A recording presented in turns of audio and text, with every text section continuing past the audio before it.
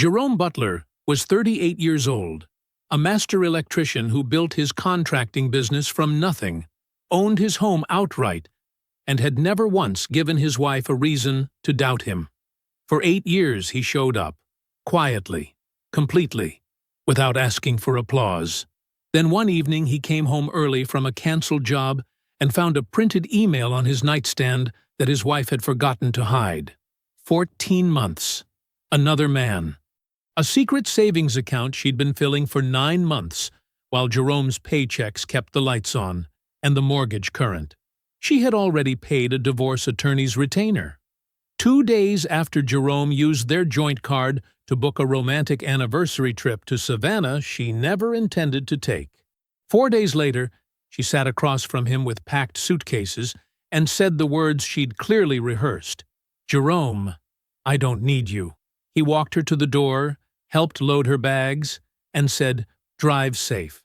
What she didn't know, what she couldn't have known, was that Jerome was already 3 steps ahead, and she would find out exactly what that meant. Before we jump into the story, comment where in the world you are watching from and subscribe, because tomorrow's story is one you need to hear. Jerome Butler's day began like all his others, at 5:15 a.m., before the sun had any thoughts of rising. The quiet of pre-dawn settled around him as he moved through his morning routine with practiced efficiency. His work boots barely made a sound on the hardwood floors he'd refinished himself last summer. The same floors Adrienne had said needed warming up. The coffee maker hummed to life, filling the kitchen with its familiar aroma. Jerome settled at the solid oak table, another piece of this home he'd carefully chosen and maintained over their 8 years of marriage. Spread before him were 3 contracts for upcoming jobs: a rewiring project for a local church, a full electrical installation for a new restaurant downtown, and a bid proposal for a commercial development that could take Butler Electric to the next level. His calloused fingers traced the lines of each document as he reviewed the details. Years of working with his hands had taught him the value of thoroughness. Every wire, every connection, every detail mattered. It was how he'd built his business from a one-man operation into a respected name in Atlanta's working-class suburbs. The sound of footsteps on the stairs announced Adrienne's arrival. She appeared in the doorway, already dressed for her marketing job at the real estate firm, her clothes carefully chosen and professional. Jerome looked up, offering a smile that wasn't quite returned. "Morning," she said, moving past him to the coffee maker. Her voice was pleasant enough, but held the same distance that had become their new normal. "Made a fresh pot," Jerome replied, watching as she poured her coffee into the travel mug she'd started using recently. One he didn't recognize. "Thanks." She added cream and sugar, her movements efficient and detached, as if he were simply part of the kitchen furniture. 4 months ago, she would have at least rested a hand on his shoulder as she passed. 4 months ago, their mornings had different rhythms. Jerome returned to his contracts, but his attention wasn't fully on the papers anymore. He noticed how Adrienne checked her phone 3 times while preparing her breakfast. A yogurt parfait she barely touched. She'd been going out more lately. Happy hours with coworkers that stretched later and later. Last week, she hadn't made it home until after 10. "Big presentation today?" he asked, trying to bridge the growing silence between them. "Mm-hmm," she responded, gathering her things. "Might be another late one. Don't wait up." Jerome nodded, keeping his face neutral. "I booked that trip to Savannah," he said carefully, "for our anniversary next month. Got us that bed and breakfast you mentioned wanting to try." Something flickered across Adrienne's face, too quick to read. "Oh, right, thanks." She glanced at her watch. "I should go. Traffic's going to be terrible." After she left, Jerome stood to refill his coffee. He needed to check on something in the home office anyway, a receipt for materials he'd filed last week. The office was technically shared space, though lately it felt like everything else, separated by an invisible line. That's when he saw it. Behind a stack of design magazines Adrienne kept on her desk, partially hidden by books about market analysis and brand development, was a cell phone he'd never seen before. It wasn't her usual iPhone with the cracked case she'd been meaning to replace. This was newer, slimmer, plugged into a charger that snaked behind the desk. Jerome stood very still, coffee forgotten in his hand. 8 years of marriage had taught him his wife's habits, her belongings, the rhythm of their shared life. This phone was new information. Important information. He didn't touch it, didn't move the books, didn't even step closer to see the brand or model. Instead, he retrieved the receipt he'd come for and returned to the kitchen, his movements as measured as they'd been when he woke up. Settling back at the table, Jerome stared out the kitchen window at their backyard. The deck he'd built 3 summers ago needed staining again. The flower beds he'd installed when they first moved in were starting to show early spring growth. Everything in view was something he'd built, maintained, or improved with his own hands. The morning light was growing stronger now, casting long shadows across the yard. Jerome sat perfectly still, his coffee cooling beside the contracts that still needed his attention. His face remained calm, but something had shifted in his dark eyes, a new awareness, not yet fully formed but impossible to ignore. He picked up his pen and returned to the contracts. He had a 12-hour day ahead of him. There were crews to manage, materials to order, clients to meet. The work, as always, would be done right. The sudden permit delay wasn't something Jerome had planned for, but 18 years in contracting had taught him that some things were beyond control. He pulled into his driveway at 2:47 p.m., hours before his usual return time.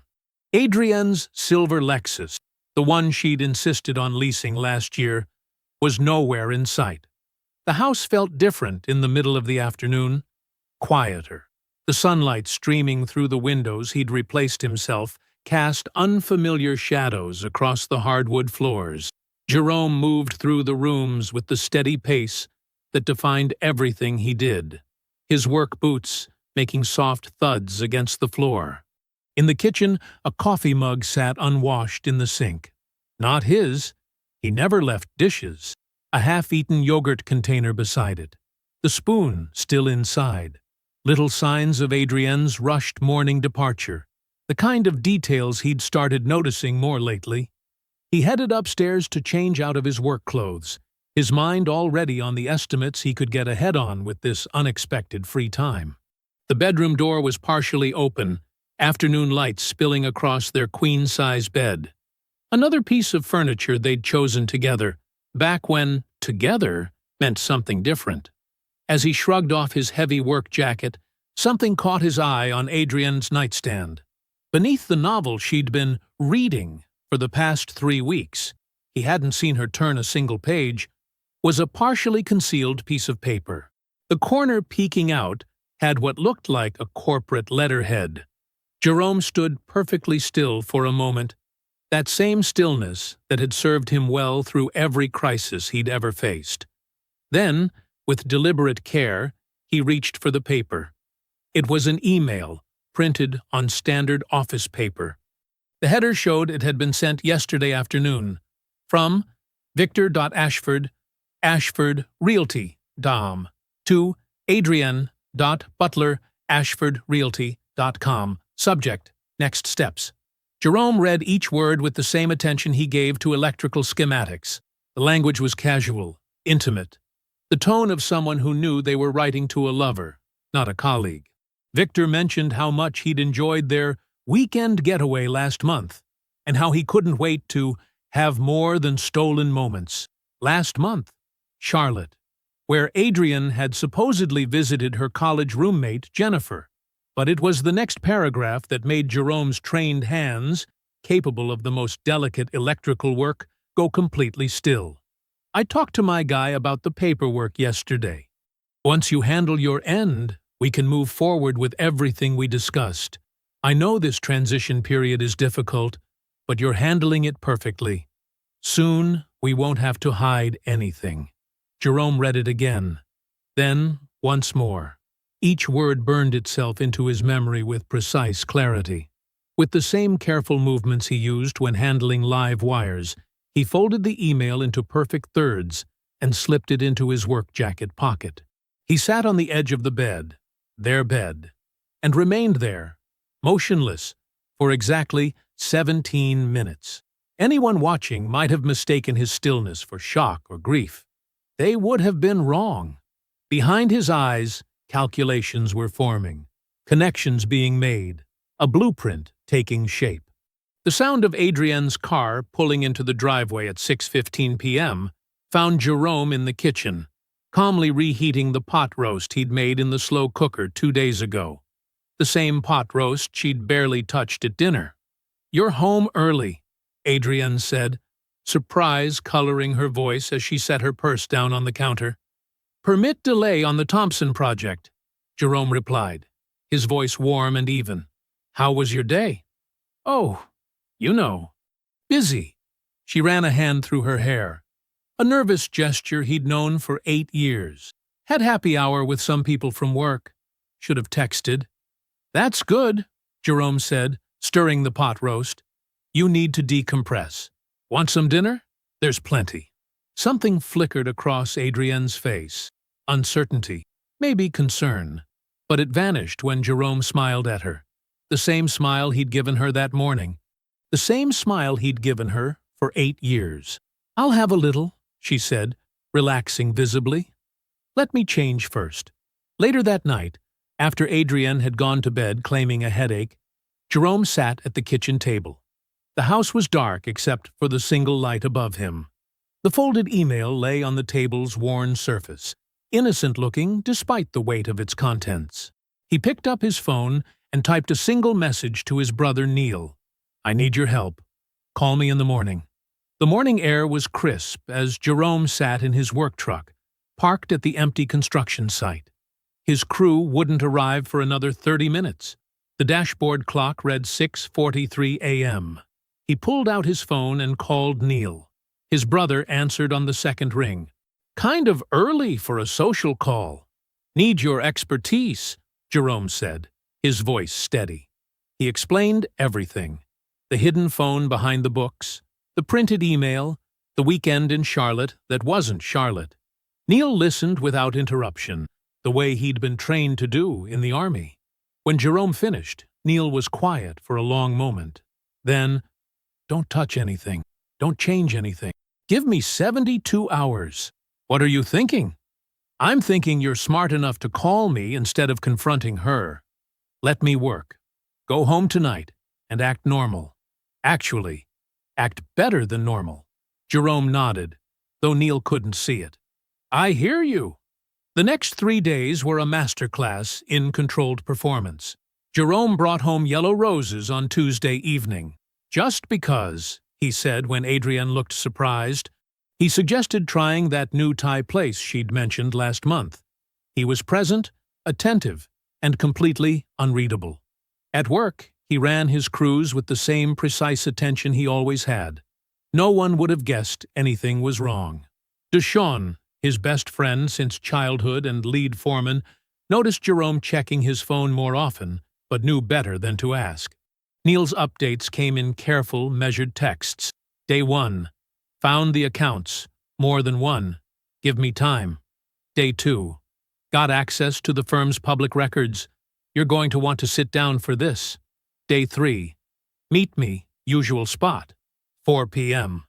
The usual spot was a quiet coffee shop near Neil's office. Jerome arrived to find his brother already there, a thick manila envelope on the table. Neil's expression was carefully neutral, his investigation face. "It's not good," Neil said, without preamble. "The affair with Victor Ashford. It's been going on 14 months, not weeks. I've got hotel receipts, restaurant charges, a pattern of meetings disguised as work events." Jerome's hands remained steady around his coffee cup. "Go on." "She opened a personal savings account 9 months ago. No joint access. Been making irregular deposits, $200 here, $800 there. Totals just over $14,000 now. Some of those transfers came directly from your household account. Jerome absorbed this, his expression unchanged. Neil continued, each word measured. 3 weeks ago, she had a consultation with a divorce attorney. Paid a retainer. Here's the kicker. The payment went through 2 days after you booked that Savannah trip. Jerome sat perfectly still, processing the timeline. The careful dismantling of their life together had been happening right under his nose, while he was still building, still investing, still planning their future. I've got it all documented, Neil added, sliding the envelope across the table. Names, dates, account numbers. Everything a good attorney would need. Jerome took the envelope without opening it. Thank you. What's your next move? Already made it. Got a referral from your office for Sarah Chen, best divorce attorney in 3 counties. Neil nodded approvingly. Jerome stood, envelope in hand, and headed to his truck. In the parking lot, he reviewed the findings one more time. The retainer payment detail hit him hardest. She'd let him book their anniversary trip, knowing she was already planning her exit. He forwarded that specific detail to Sarah Chen, with one line. Get everything ready. That Friday, Jerome pulled into his driveway at his usual time. Something felt different before he even opened the door. Inside, he found Adrienne sitting at their kitchen table, 2 packed suitcases beside her. Her face was composed, rehearsed. She delivered her speech with practiced precision. They wanted different things. She'd been unhappy. She needed more from life. She deserved more. She was sorry, but she had to do this for herself. Jerome listened without interruption, just as he had that morning in his truck with Neil. Then she said it. The words that would echo, Jerome, I love you, but I don't need you. I can do this on my own. Jerome nodded slowly. Okay, Adrienne. She blinked, thrown by his calmness. He could see her struggling to adjust her script. Without waiting for more, Jerome stood and picked up one of her suitcases. Let me help you with these. They walked to her car in silence. He loaded the bags carefully into her trunk, the same way he handled everything, with purpose and precision. Drive safe, he said, stepping back from the car. Adrienne sat there for a full minute, hands on the steering wheel, before finally pulling away. Jerome watched until her taillights disappeared around the corner. Inside, he went straight to his laptop and picked up his phone. Sarah Chen answered immediately. It's Jerome Butler. She just left. Let's file first. The morning light filtered through the diner's clouded windows as Jerome stirred his coffee. It was 6:30 a.m., and the place was mostly empty, except for a few contractors grabbing breakfast before their shifts. Neil sat across from him, a thick manila folder placed carefully between their coffee cups. You're not going to like what I found, Neil said, opening the folder with practiced precision. But you need to know everything. Jerome nodded, his face composed. He hadn't slept much, but his eyes were clear and focused. Let's start with Victor Ashford, Neil continued, pulling out several documents. This isn't his first time doing this. I found a pattern going back 3 years at the firm. He targets married women specifically, usually ones in marketing or admin roles, positions where he has authority, but not direct supervision. Jerome took a slow sip of his coffee, letting the information settle. 2 years ago, there was an HR complaint that got buried. Similar situation. Married woman, promises of advancement, hints about a better life. The complaint disappeared, but the woman transferred to another office suddenly. 3 months later, same pattern with someone else. Neil laid out printed emails and meeting records, carefully redacted, but clear enough. He's not in love with Adrienne, Jerome. He's managing her. It's a strategy he's perfected. Show interest, hint at opportunities, create distance between the target and their spouse. Then, make promises about the future, always just vague enough to maintain deniability. Jerome's hands remained steady around his coffee cup. Tell me about his marriage. That's where it gets interesting, Neil said, pulling out another document. He's still very much married. His wife comes from old Atlanta money. The marriage is more of a business arrangement at this point, but it's what maintains his lifestyle. The downtown condo where Adrian's staying? It's actually owned by his wife's family trust. Jerome absorbed this detail, thinking about Adrian walking into that space, thinking it represented her future. Your attorney filed the divorce petition yesterday, Neil continued. The financial subpoenas went out this morning. That $14,000 account is already on record. Adrian's lawyer tried to frame it as personal savings, but Sarah Chen shut that down fast. We've got bank records showing transfers directly from your joint household account, the one you've been funding solo for the past 3 years, while Adrian's paychecks went elsewhere. Jerome nodded slowly. She was building her exit ramp while I paid for everything. Exactly, Neil confirmed. This wasn't just unhappiness, Jerome. This was calculated. She was using your stability to finance her escape plan. The diner had started filling up with the morning crowd.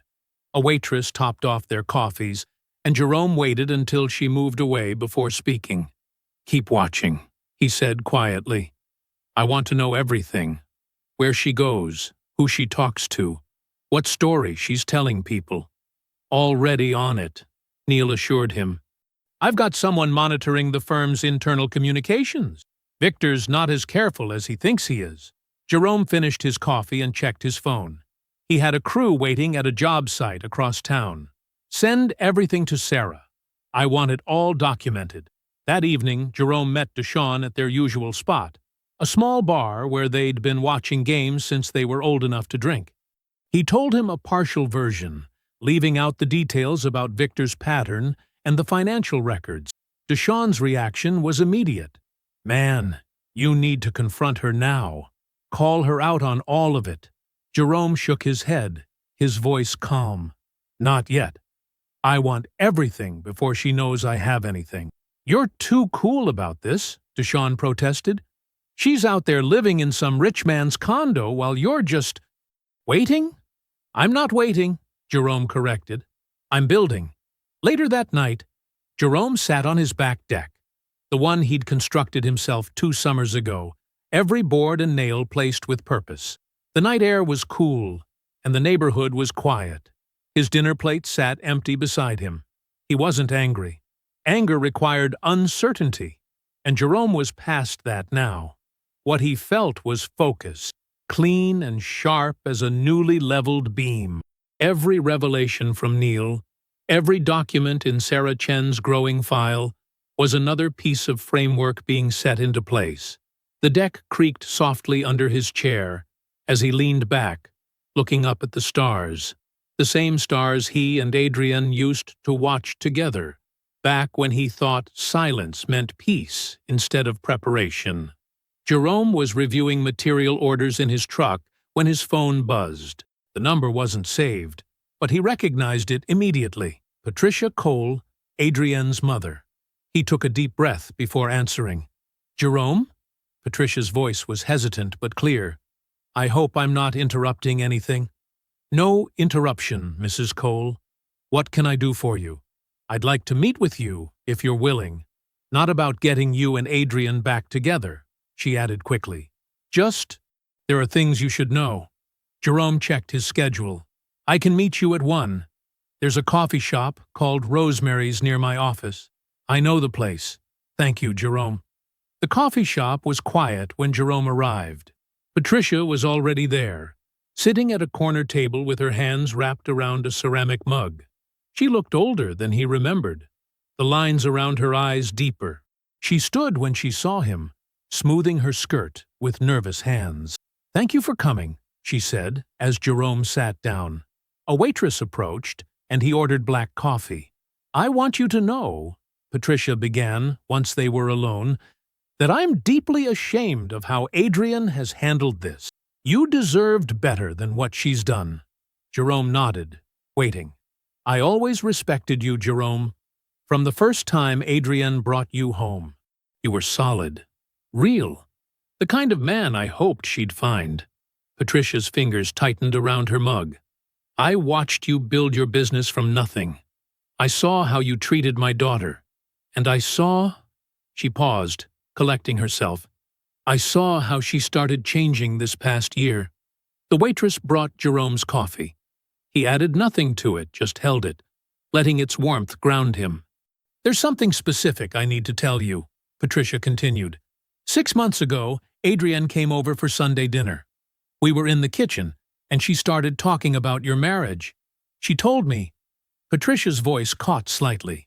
"She told me that you and she were basically separated in all but name, that you hadn't been a real couple for years, that you knew it too, and just didn't want to admit it." Jerome's face remained neutral, but something shifted behind his eyes. He understood exactly what this meant.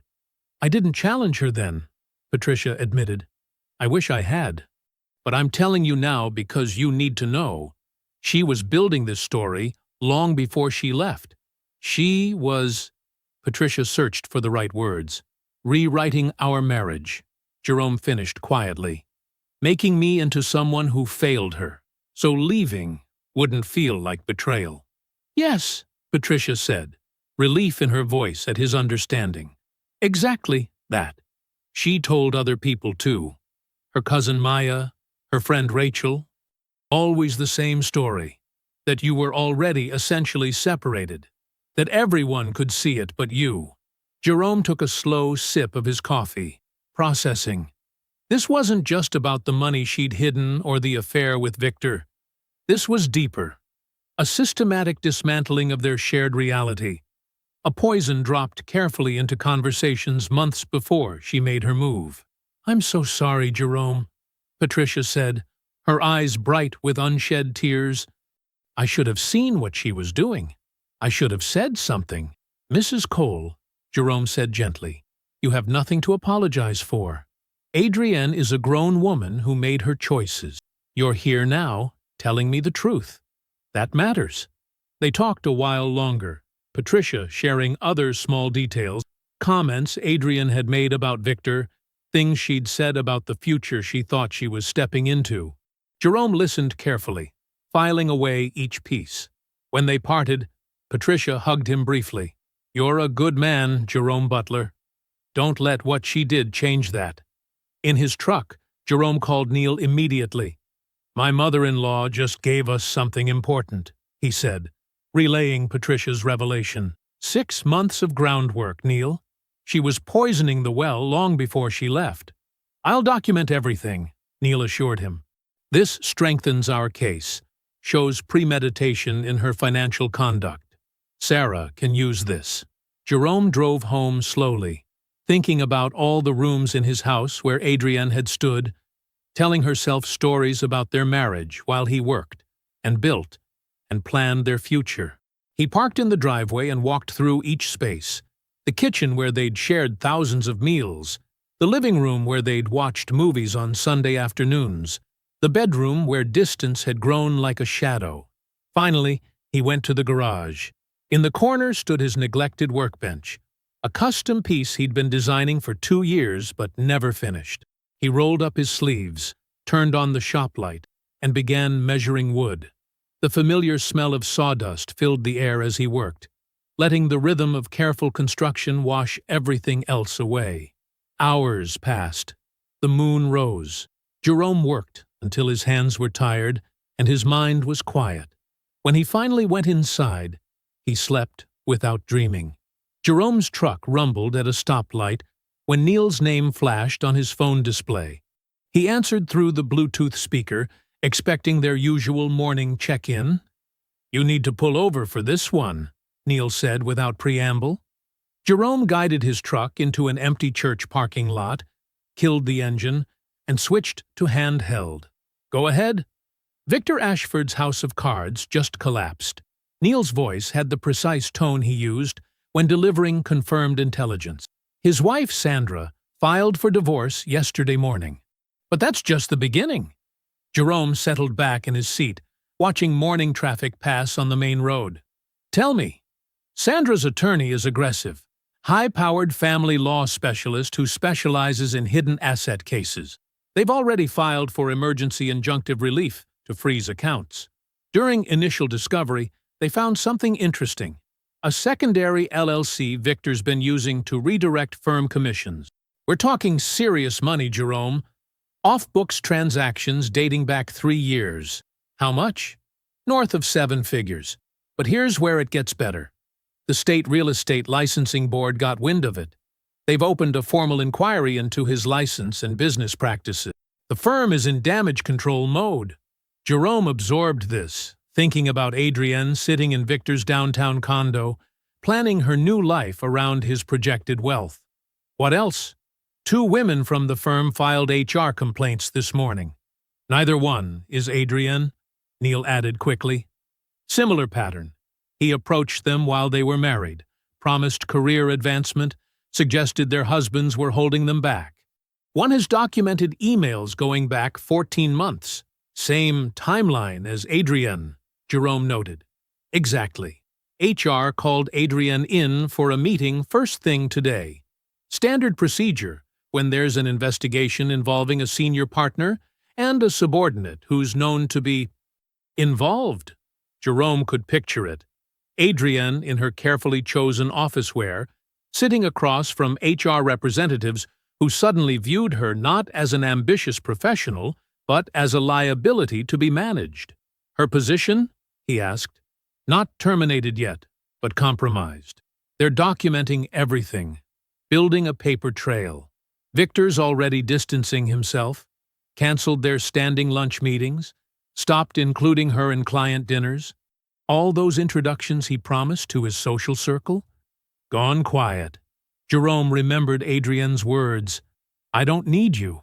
He wondered how those words tasted now, sitting alone in Victor's increasingly empty promises. "There's more," Neil continued. Victor asked her to move out of the condo yesterday.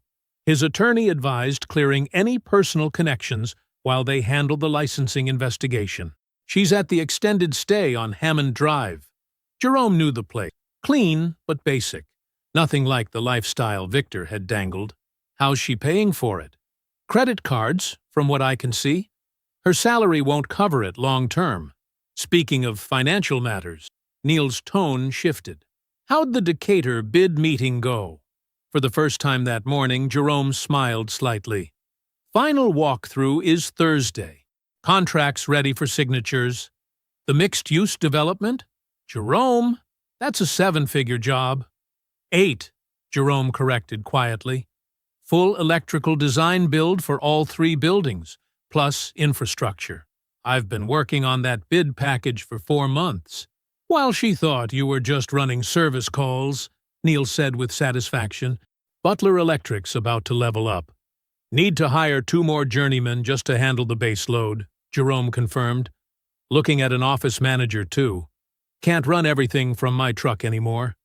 They talked logistics for a few more minutes before ending the call.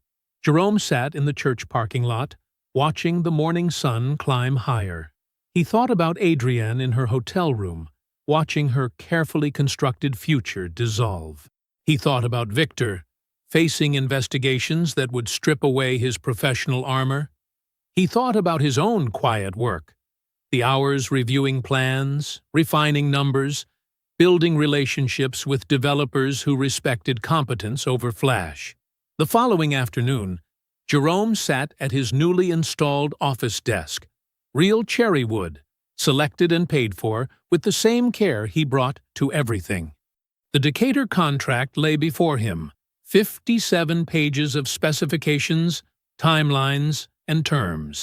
He signed each flagged page with a steady hand, initials clear and confident. Setting the pen down, he allowed himself exactly 1 moment to feel the satisfaction of earned success. Then he picked up his phone and called his crew foreman. They had work to schedule, teams to organize, and a future to build. Unlike the one Adrienne chased, this one was founded on something real. Jerome sat across from his attorney, Richard Martinez, in the well-appointed downtown office. Between them, spread across the polished conference table, lay the complete case file, 3 months of meticulous documentation organized in crisp blue folders. The financial evidence alone is compelling, Martinez said, tapping the leftmost folder. Hidden accounts, diverted household funds, unauthorized transfers. Then we have the timeline. 14 months of documented infidelity, 9 months of systematic financial deception, and that retainer payment on your joint card 2 days after you booked the Savannah trip. He leaned back, confident. We're positioned for a very favorable settlement. Jerome nodded, studying the materials. I want a mediated sit-down. All parties present, not just attorneys. Martinez frowned. That's not advisable, Jerome. We have leverage. Why give them face-to-face opportunities to manipulate the narrative? Because I want her to hear it directly from me, Jerome said simply. Every detail, every date, every decision she made while I was building our life. I want her mother there too. Patricia Cole? Martinez shuffled through his notes. The witness to your wife's pre-separation narrative manipulation? Yes. Adrienne needs to understand that every false story she told is documented, that her mother's testimony exists, that there's nowhere left to hide. Martinez studied his client carefully. Most men in Jerome's position came in radiating anger or pain. Jerome radiated clarity. You understand this gives them opportunities to provoke emotional responses, to try to paint you as aggressive or unstable. Jerome's slight smile didn't reach his eyes. They've been underestimating me for 14 months. Let them keep doing it one more day. After a moment, Martinez nodded. I'll arrange it, but I want to prep you thoroughly. No prep needed, Jerome interrupted quietly. I know what I'm doing. Leaving the office, Jerome made 3 calls from his truck. First, to Deshawn. It's time, he said simply. About damn time, Deshawn replied. You need anything?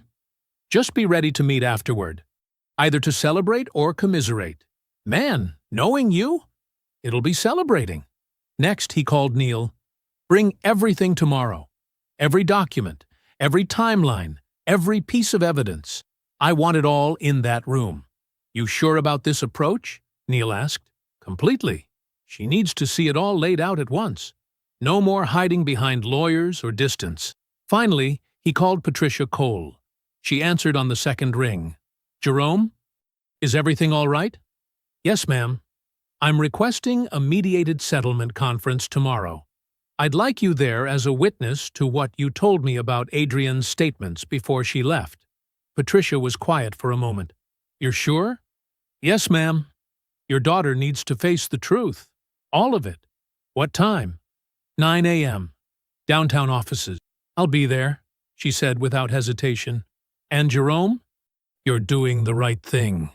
That evening, Jerome moved through his house with deliberate calm. He laid out his charcoal suit, the one he wore to bid presentations, perfectly tailored. White shirt, navy tie, polished black Oxfords, everything precise, nothing flashy. In his home office, he reviewed the case file one final time, not rehearsing speeches. He didn't need them. Instead, he organized his thoughts with the same methodical care he brought to planning complex electrical systems. Every fact was a wire, every connection documented, every sequence mapped. He knew exactly how tomorrow would flow. The late summer evening was cooling when Jerome stepped out onto his back deck.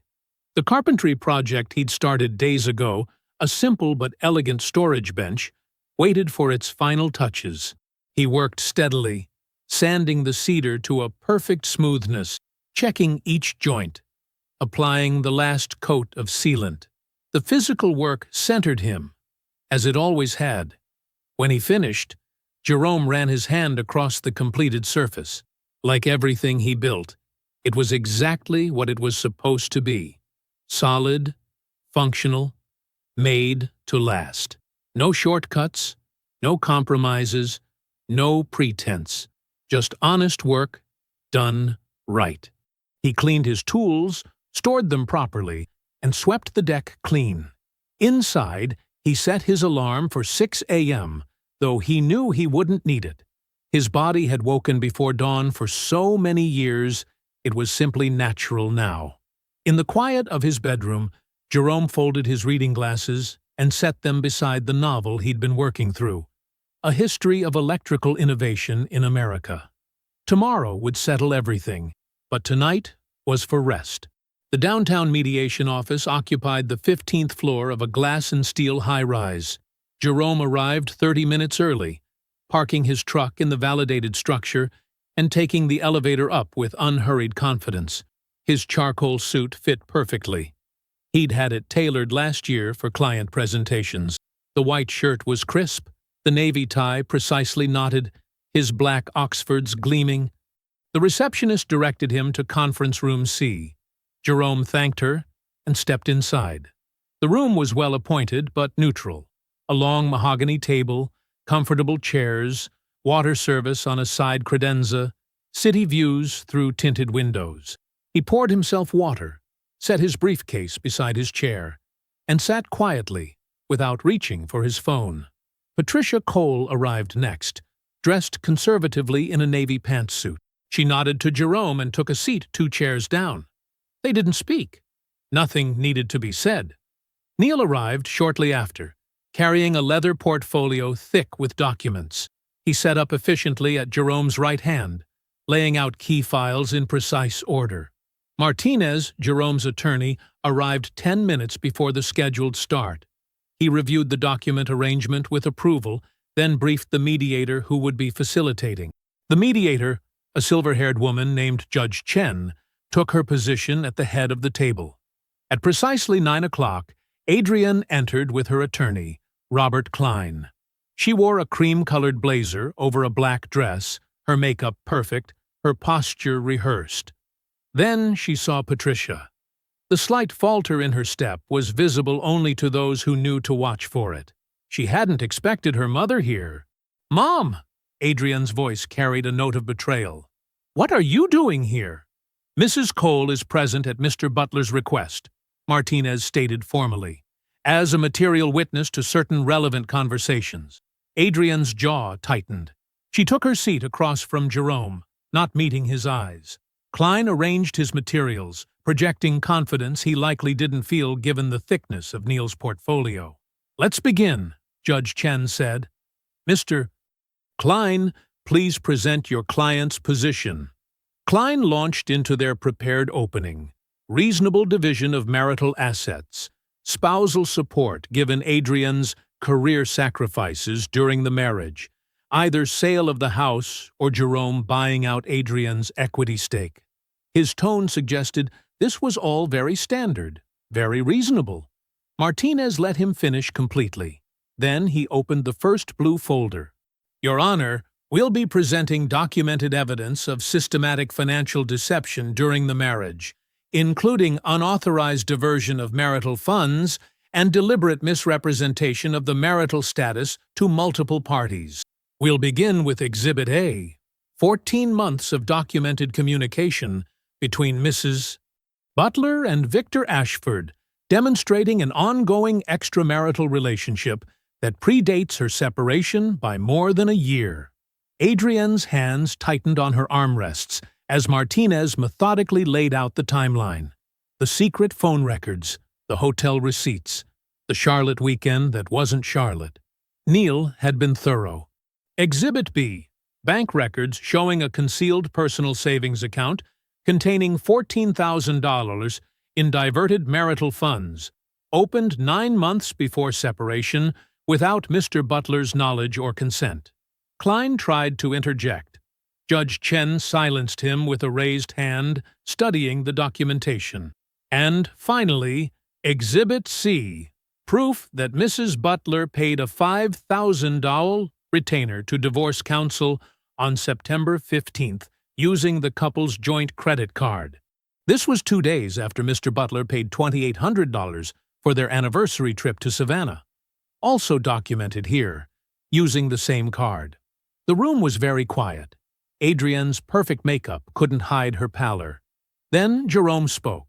His voice was steady, neither loud nor soft. "I'd like to address my wife directly, if the mediator permits." Judge Chen nodded. Jerome turned to face Adrienne fully. "For 14 months, you maintained a relationship with another man while I maintained our home.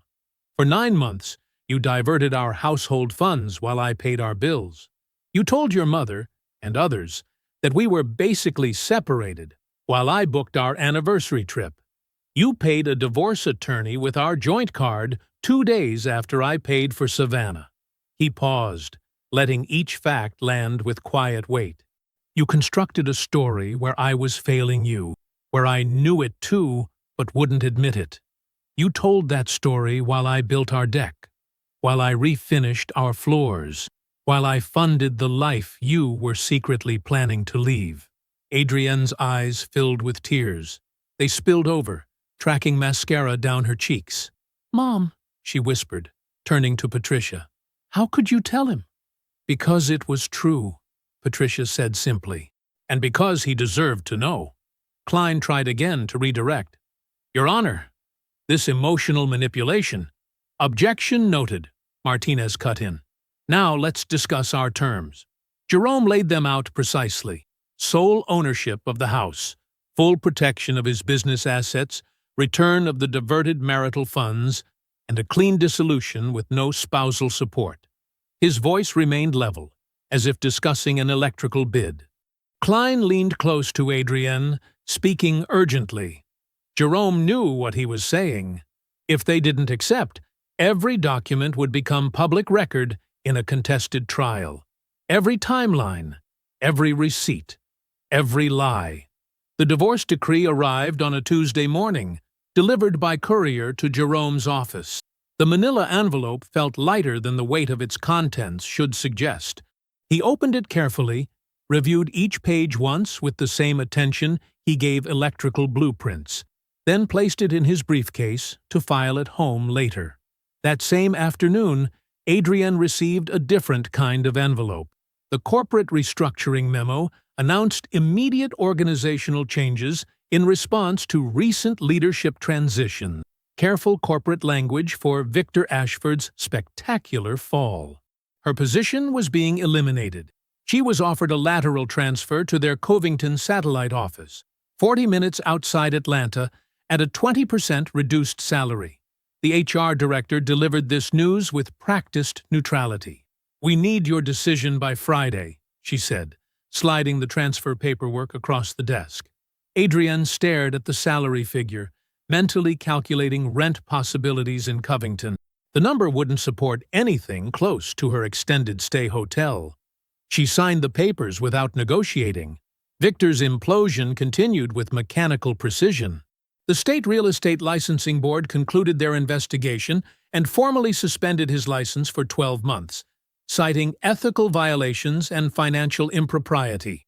His firm issued a press release announcing their mutual separation from Victor, emphasizing their commitment to professional conduct and regulatory compliance. His wife's divorce attorney proved ruthlessly effective. She successfully argued that Victor's undisclosed LLC and concealed commission structure constituted deliberate financial deception during the marriage. The judge agreed. The settlement stripped Victor of multiple properties, including the downtown condo where Adrienne had briefly lived. He was left with a fraction of his apparent wealth. The leverage that had sustained his carefully constructed image collapsed like a house of cards. Adrienne found a one-bedroom apartment in Covington, in a tired complex with a cracked tennis court and a pool that hadn't been opened in 2 seasons. The rent consumed nearly half her reduced salary. She boxed up her designer clothes, bought during the Victor months, and stored them in her mother's garage. They belonged to a life that no longer existed. The social circles Victor had promised access to closed ranks immediately. The dinner invitations stopped. The charity board consideration evaporated. The introductions to people she should know never materialized. She was quietly removed from 3 group texts and unfollowed by several wives of Victor's former colleagues. Patricia called Jerome on a Sunday morning, about a week after Adrienne's move to Covington. The conversation was brief, but warm. "I wanted to thank you," she said, "for handling everything the way you did." "Nothing to thank me for," Jerome replied. "You did the right thing, too." "I hope you find peace in all this," Patricia said softly. Jerome looked out his kitchen window at the garden bed he'd just finished building. "I already have it," he said. They ended the call with genuine goodwill. That evening, Gloria hosted dinner at her house. Nothing fancy, just family and real friends. Jerome manned the grill, seasoning chicken and vegetables with the unhurried confidence of a man who knew exactly what he was doing. Neil nursed a single beer, talking shop with Deshawn about a security system upgrade for Butler Electric's new office space. Gloria moved through her kitchen with quiet efficiency, batting away offers of help with a wave of her wooden spoon. Nobody gave speeches. Nobody needed to. The conversation flowed naturally. Work stories, neighborhood gossip, Deshawn's wedding plans, the Braves' pitching rotation. Plates were filled and refilled. Laughter came easily. These were people who had known Jerome before, during, and after, who had watched him handle everything with a dignity that required no audience. Gloria's banana pudding appeared for dessert, served in the blue glass bowls she'd owned since Jerome was a boy. The familiar taste carried him back to countless Sunday dinners, to the foundation his mother had built through quiet consistency and unflinching love. As the evening wound down, Jerome hugged his mother goodbye. She held him a moment longer than usual, saying nothing. She didn't need to. Her pride in the man he'd proven to be, again, was evident in her eyes. The night air was soft as Jerome drove home, windows down, Atlanta's lights painting the sky in distant orange. He turned onto his street, the familiar curve of it settling something in his chest. The house came into view. His house, fully and finally his. The new garden bed was a darker shadow against the lawn. The navy blue front door he'd repainted gleamed under the porch light he'd wired himself. He pulled into the driveway and sat for a moment, engine off, looking at the home he'd built and kept. Through everything, he had remained exactly who he was. That was its own victory. The morning sun hadn't yet cleared the horizon when Jerome's eyes opened at 5:15 a.m. 14 months had passed since the divorce was finalized, but his internal clock remained as precise as ever. He moved through his morning routine with practiced efficiency. Fresh clothes laid out, coffee measured exactly, the quiet house holding the rhythm of his footsteps. The Stonecrest neighborhood was still sleeping as Jerome carried his coffee onto the back deck. The wooden boards beneath his feet were solid. He'd replaced 3 of them last weekend, not because they were failing, but because he believed in maintaining things before they broke. The morning air carried the scent of his neighbor's jasmine and the distant sound of early commuter traffic. Butler Electric's growth had exceeded even his careful projections. The Decatur mixed-use development, completed 2 months ahead of schedule and $50,000 under budget, had opened doors Jerome knew were there, but had waited patiently to walk through. 2 major referrals followed, a retail complex renovation and a medical office building that required specialized electrical systems. Both clients specifically requested Butler Electric based on the Decatur project's reputation. Jerome sipped his coffee, watching a cardinal land on the raised garden bed he'd built in the spring. The tomatoes were coming in strong, and the herbs Felicia had suggested were thriving. He smiled, thinking about her practical approach. She'd researched companion planting and drawn him a diagram, the same methodical attention she brought to her high school chemistry lessons. Inside his office, the morning's priorities waited in neat stacks. The school district bid documents required final review before submission, the largest potential contract in Butler Electric's history. The scope would require adding 2 journeyman electricians to the crew and finally hiring the full-time office manager he'd been considering. Growth, but controlled growth, built on foundation, not leverage. The house around him had transformed quietly but completely over the past year. The navy blue front door made the brick exterior pop exactly as he'd envisioned. The garage workspace gleamed with completed projects, including the custom storage system he'd designed and installed over several weekends. Every corner reflected intentional care. The kind that came from knowing exactly what you wanted and being patient enough to build it right. Felicia understood that patience. They'd met through Deshawn's wife. They taught at the same school, but neither had rushed into anything. Their first date was coffee that stretched into lunch because the conversation flowed easily.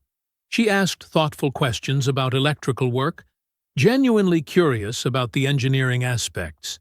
He found himself drawing diagrams on napkins, explaining load calculations, and she followed every detail.